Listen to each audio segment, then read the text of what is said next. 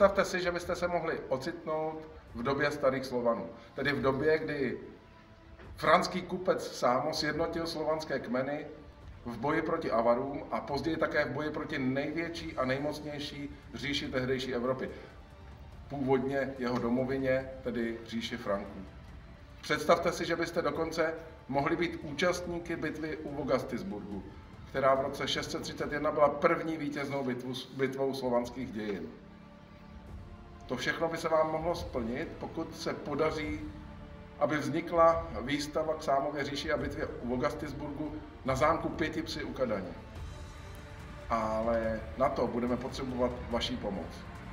Pojďme se podívat do prostor našeho zámku, kde by mohla výstava vzniknout.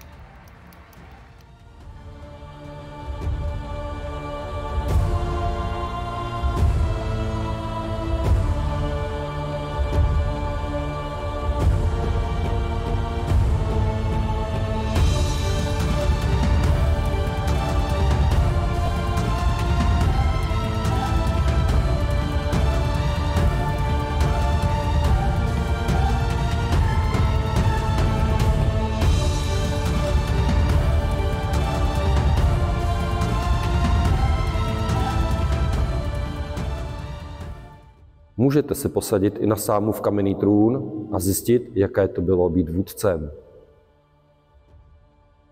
Vstoupíte do slovanské chýše a online si popovídáte se Slovany. Zjistíte, čím se v tom období obchodovalo a věci budete moct vnímat všemi smysly. A poznáte, jaké bylo i soužití s Avary a Franky. A vstoupíte i do bájné bitvy u Vogastisburgu. K tomu, aby mohla interaktivní výstava, která je naprosto ojedinělou v našich zemích, vzniknout, potřebujeme vaši pomoc.